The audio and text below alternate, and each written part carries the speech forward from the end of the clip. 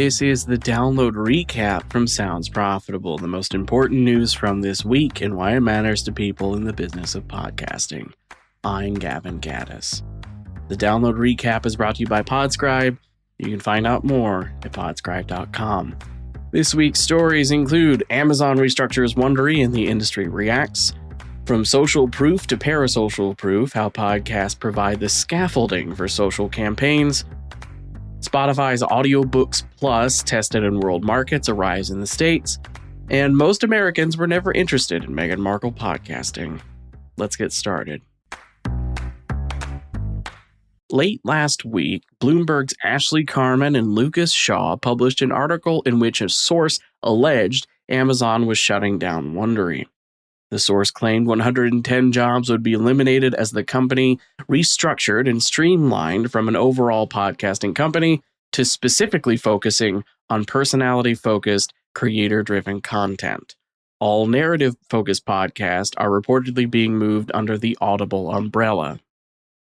Since then, Amazon has refuted the general claim that Wondery is being shut down, as they are keeping the personality-driven podcasts under the Wondery brand. In response to the Bloomberg article, ABC News executive producer podcast programming Laura Mayer wrote a piece on the podcasting industry. Mayer pushes the premise narrative podcasting is unfeasible or slipping in the video world, reflecting on her childhood experience with legacy narratives like This American Life, as well as her experience producing Shameless Acquisition Target. The Wondery restructuring is reportedly, in part, motivated by video podcasting's popularity, blurring the line between content creators, for YouTube, for example, and just a podcast.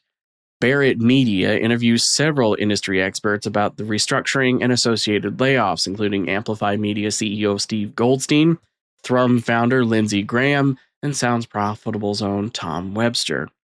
When it comes to the future of the industry, Tom points to a few years ago when Amazon laid off several Zappos employees after acquiring the shoemaker. Here's Tom's quote to end this one out. Quote, "I believe the future of shoes, however, remains bright." End quote.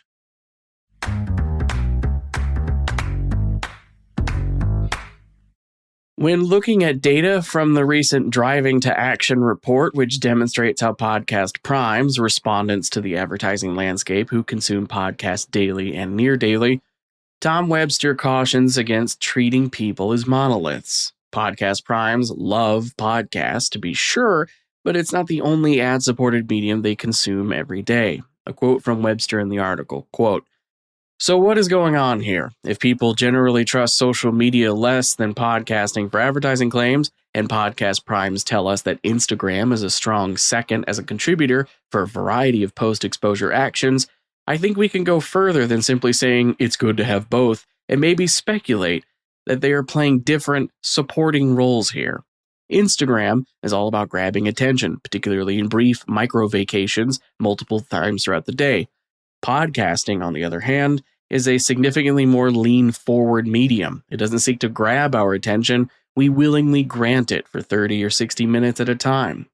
Listening to a podcast for an hour seems like a worthy investment of our mental health and growth, while scrolling Instagram for an hour seems, well, less so, at least as a social norm."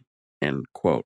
While ads on social media are generally considered less trustworthy than ads on podcasts, a podcast ad can effectively vouch for a brand that a listener heard about at first in passing on Instagram. Podcast ads can stand on their 2 feet and have for years. See any and every study we've put up on soundsprofitable.com/research. But their parasocial power also makes them an excellent addition for a social media marketing campaign.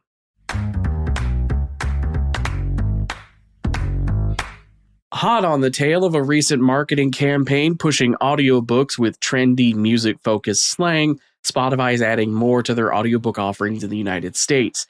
The Audiobooks Plus add-on allows users in Premium, Family, and Duo accounts to buy an additional 15 hours of audiobook listening a month on top of the 15 that already come with Premium. While the price of Audiobooks Plus varies based on which market you're in, and it was demoed internationally at first, the US price we now know for this recurring monthly add-on is $11.99 on top of whatever you pay for Premium as is. Speaking of the cost of premium, a blog by Spotify recently posted has announced premium subscriptions will increase in price in markets across Southwest Asia, Africa, Europe, Latin America, and the Asia-Pacific regions. An example email from Spotify demonstrating cost increases for regions using the euro shows in September the price will go from $10.99 to $11.99.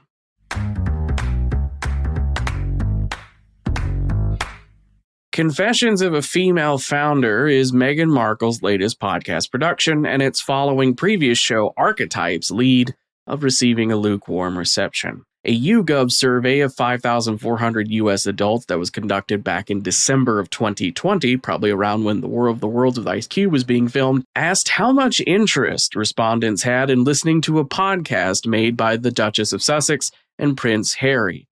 8% of respondents marked very interested, while 53% marked not at all interested. To be clear, Meghan Markle is a bankable name, with her boutique brand As Ever consistently selling out of products within minutes of release.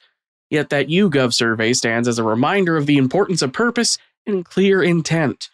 For a celebrity podcast to thrive, it needs the intentionality and commitment consistently found in successful examples, from Conan O'Brien Needs a Friend to the Ron Burgundy podcast. Simply putting someone famous in front of a mic is not itself a full action plan.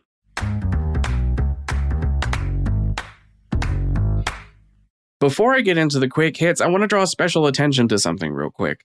The newest episode of the Sound Off podcast features Matt Kundle interviewing former Signal Hill Insights president Jeff Vidler about moving towards retirement.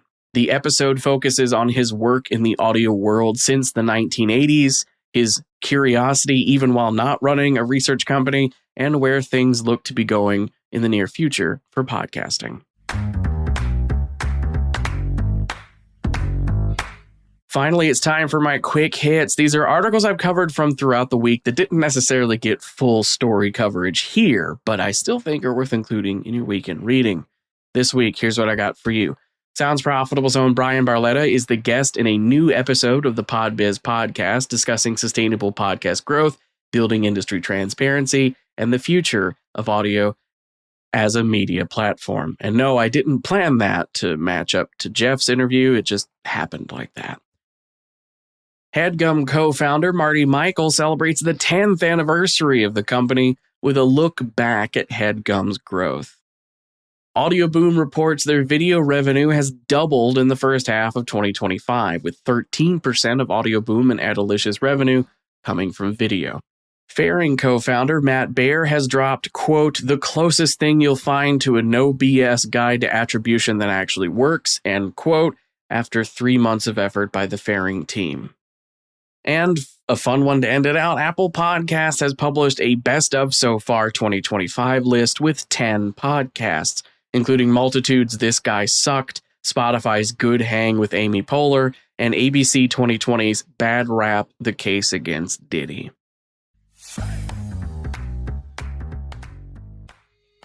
That was the download recap brought to you by Sounds Profitable and Podscribe. I know I went through today's stories fast, so be sure to check out the link in the show notes. That'll take you to all of the articles I've mentioned today. You can also go to soundsprofitable.com and navigate over to the download section to find it there. Maybe even subscribe to the newsletter version of the show while you're there. I'm Gavin Gaddis. Our producers are myself, Tom Webster, and Brian Barletta. And I'd like to extend a special thanks to you, as usual, for sticking with me as I brought you the top stories you might have missed this past week.